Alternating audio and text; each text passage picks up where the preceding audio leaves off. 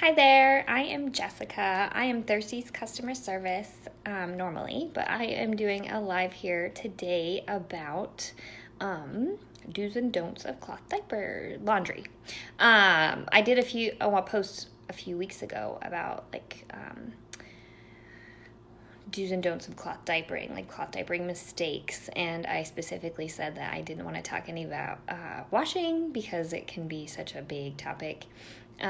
So Laura and I thought today would be a good day to go over some of those things. Hopefully that will be helpful if you're struggling with issues with your diapers and washing, or you just want some ideas on things to look out for in case you haven't yet started, or if things come up as they happen.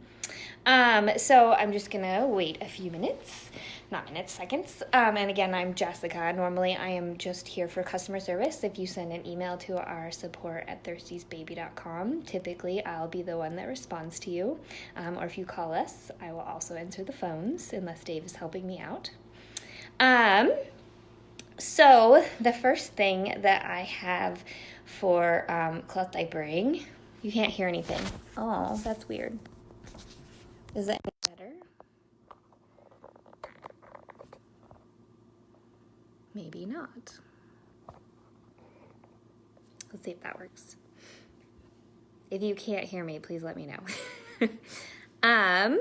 So my first thing for... That's weird. Okay, actually, I am not sure what's going on with that, but I do think that it's working on my end. Awesome. Okay. So, the first thing I have for us is storing diapers. It's weird that more than one of you are having sound issues. That makes me worried. All right. So, the first thing I have is storing diapers is it seems counterintuitive to do this, but in most cases it seems to help, especially in humid climates, but to leave your pail open. This can help with airflow, and especially in the summer when it's hot and humid, that to leave the pail open can help with airflow, can help reduce trapped humidity. I know it seems like it would be weird with smell, but personally, as long as I kept an open pail all the time, I didn't have issues with that ammonia stink or poop smells coming out of the diapers. I would, obviously remove as much solid waste as you can from the diapers, put them in your pail, and typically when you leave an open pail all the time, you don't have that smell that comes out when you open the bag, and then all the smell that's been trapped comes out into the room. I personally had my diapers in a small laundry room, and the pail was open, and I never had any issue with stink in that room or mildew. And so, yeah, this can definitely help with mildew, preventing it. And also, I do recommend to spray diapers if you can. It's not the end all if you can't do it. If you can't put a sprayer up, then that is totally fine. But spraying can definitely help cut down on staining, and you do want to remove as much solid waste from diapers as possible before storing them. So either, use toilet paper, shake it into the toilet, that kind of thing can definitely help with keeping the diapers clean when it comes to washing them and reducing staining. So for storing, that's my recommendation is open pail all the way, or a very breathable option, one or the other. And then I have gotten a lot of comments or questions lately about pre-wash, and I want to stress how important it is to do a pre-wash. And you want a pre-wash to be a cycle that is not a long wash. You do not really want your diapers to go into the washing machine for the pre-wash cycle and then agitate around for an hour or longer, depending on how long your cycle is. The main point of a pre-wash is to just get the diapers in, get them wet, get them agitated a little bit, and then rinse and spin all of that water out so that you're starting the hot wash where the diapers do all of the the detergent, all the work is done in that hot wash, whereas the pre-wash is simply just to get as much like waste out of the diapers as possible. And we do know that a pre-wash cycle, like you can do warm or cold, whichever one your machine allows you to do. If you have a choice, we know that warm water helps waste leave diapers easier. So if you struggle with getting your diapers clean, you might look at a warm pre-wash instead of cold. If you don't have an issue with that, if your hot wash does a great job, you could definitely do cold to help reduce staining, since cold water helps with staining, whereas heat sets stains. But again, as long as the diapers don't have any stink to them, stains do not mean that the diapers are dirty. So up to you. Pre-wash, warm or cold. Warm helps leave diapers easier. Cold helps with staining. And definitely don't skip the pre-wash. If you can, pick the shortest cycle possible to ensure that they don't stew in that soiled water for a long time. If you have hard water, you can add detergent or Calgon. It's up to you. If you have soft water, this is usually the place where you can skip a detergent. Soft water you're more likely to end up with detergent buildup in soft water than hard water. So if you have soft water and you struggle with having to rinse diapers at the end of a wash cycle, then the best option is to skip detergent in the pre-wash, because it's just not necessary. The pre-wash is not meant to clean the diapers. It's just to remove as much waste as possible. And then that will leave us on to, and make sure that your machine does a rinse and spin. You don't want to run the pre-wash, get them wet, and then not spin out all that water. So make sure it does a spin cycle to get everything out to start fresh with the hot wash. So for the main wash, you want to, and just checking, I'm sorry, you guys that aren't having sound. I don't know what is going on with, it could be a Facebook thing. Hopefully it fixes itself. So for the main wash, then you're going to take your diapers and you want to do a hot wash. The longest cycle that you can, typically, because that gives you the most water. Heavy soil, if you have a top loader or front loader that lets you select heavy soil. Deep fill, depending on how many diapers you're washing. You want the water to diapers to be about like a stew consistency. If it's too much water and the diapers are floating around by themselves, then they aren't going to be able to agitate against each other and get all of the waste out of the diapers. It's really best for them to have like a thicker consistency in the washing machine and be able to rub against each other. That really helps with getting all the waste out of the diapers. Detergent amounts, those are unfortunately vary because it all depends on your water type, how many diapers you're washing, what detergent you're using, your washing machine. So it does take some trial and error to figure it out. If you have hard water, you definitely want to add a softener. Calgon is like my top choice because I've seen no instances of Calgon ever causing any sort of elastic issue, lamination, hook and loop. It does a really good job with very minimal damage. So if you can get Calgon, that's my top choice. If you live somewhere where you don't have access to that, I know Canada no longer has access to Calgon, then using some borax is fine. And at least, yes, I know, I wish there was a one size fits all. It would make my job so easy. So if you have hard water, definitely you need a softener.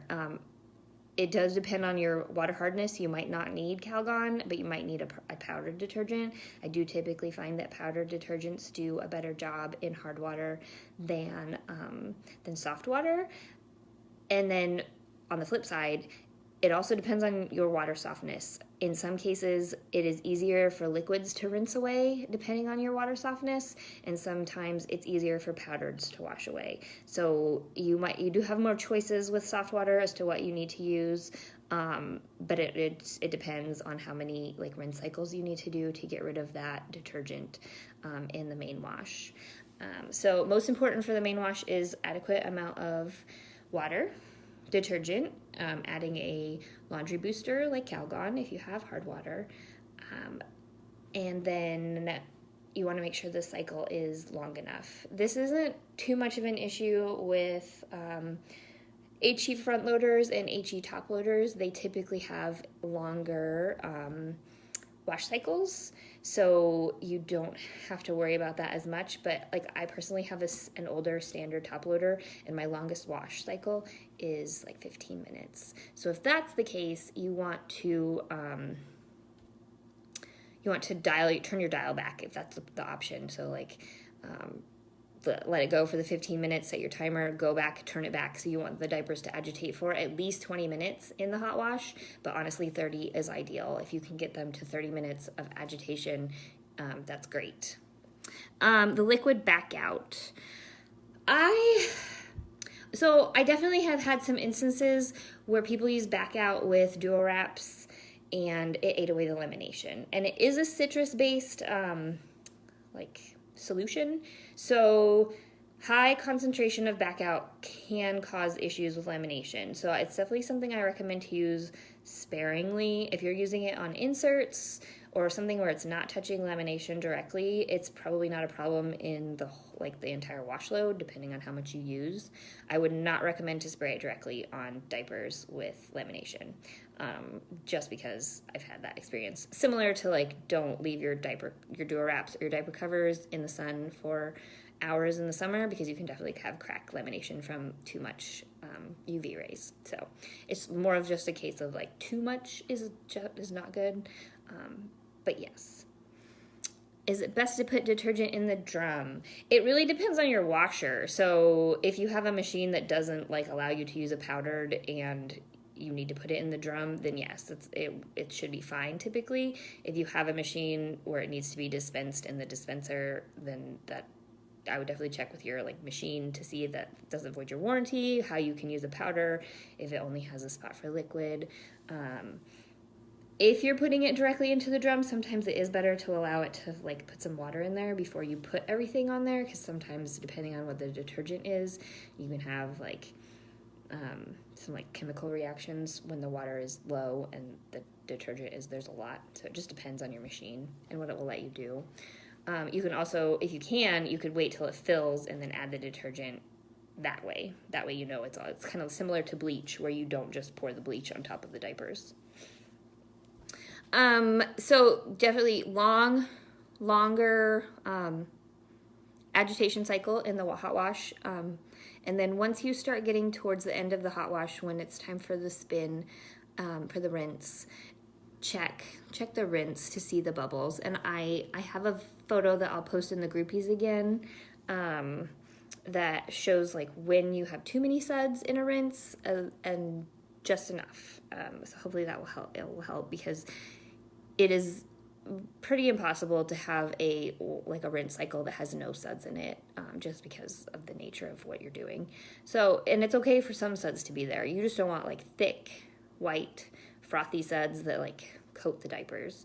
That would mean too much detergent, and you need to rinse. And if you're having to rinse more than twice, then you want to look at adjusting your detergent levels, because that just is a lot of wear and tear. It might not hurt the diapers to rinse them multiple times, but it is more money, and in the long run, you don't want to rinse 5 times every time you wash. Let me read your comment, Annalise. How do you know if you need Calgon? Honestly, the best way to determine if you need Calgon is to get your water checked. You can either order test strips off Amazon. I know some pet stores, like Petco, I believe, will tell you whether or not you have hard water. Typically, you have hard water if you have spots on your glasses or on your sink, the metal on your sink, if you see water spots. But it is best to check what your level is, because if it's low on the spectrum of hard water, the low parts per million, you might only just need a powdered detergent. You might not need to add Calgon. But if your diapers aren't having issues, must you use it? No. I mean, no. If you don't have issues with ammonia stink or buildup or anything like that, and you know you have hard water, then yes, whatever you're doing is working. This is more so if you have stink issues and you know you have hard water, but you're not using a water softener, then that's when I would recommend to use it. But typically, I see a lot of people who have hard water and try just detergent, and it doesn't usually work. So that's why I always say hard water needs Calgon and detergent. But again, yes, like it just depends on what your situation is. Let's see. Yeah, so rinsing, make sure you don't want to rinse more than twice. So if you have soft water and you're having to do multiple rinses, you might want to look at lowering the detergent, no detergent in the pre-wash, less in the main wash, and then I'll post that picture too so you can see what's an acceptable level of suds. And then, let's see, drying. So typically you want to line dry as much as possible if you're looking to extend the life of your diapers as long as possible. I know sometimes it's not feasible to line dry, especially natural fibers. So if you do machine dry, just do it on low or medium. Wool dryer balls help cut down dry time. And then once a month, or if you're prepping new diapers, you do want to dry your stuff, covers, duo wraps, pockets, shells, all of those. It's okay, like once a month, once every couple of weeks, to dry them on high for 15 minutes. And this will help you with sealing up any pinholes. If it's a new diaper, it can seal up stitching holes around the legs. So that's a good thing to do every once in a while. And that can help if you're having random leaking out of the leg hole or a snap or something like that. You can dry on high and see if that works. And sometimes it will fix that random leaking that you're having. I'm reading your comment. A snowflake? Oh no, these are all my quilts. I used to quilt. I don't anymore. But yes, I do have lots of quilts. Let's see. I think that might be it. If you have any questions, let me know. Becky, you just ran everything through the dryer for the first time. Yeah, it's great if you never need to. If you can line dry and never need to dry in the dryer, that's great. But it's okay to do it every once in a while because it does help keep your lamination like in good shape. The only thing you want to make sure is that you do let them cool completely before use. So don't take them out of the dryer and then use them right away while they're still hot because you can stretch the elastics out. I will show you one thing. If you want to see something cool, I made myself a purse. But I don't have any like reveal situation for you. This is just like my daily purse that I take to work every day to my house. So if you have any questions about washing, let me know. And then again, if you have any trouble with your wash routine, you want, to like go over some things that you're not sure are working, feel free to email me at support@thirstiesbaby.com or jessica@thirstiesbaby.com, and I'm happy to go over questions, concerns, and oh, Gabrielle, I'm sorry that it's working now, but at least it's working, so hopefully you can go back and read all of them. But no purses. That's just like my own purse. I just stole that fabric from Dave. So, thank you guys, and have a good day.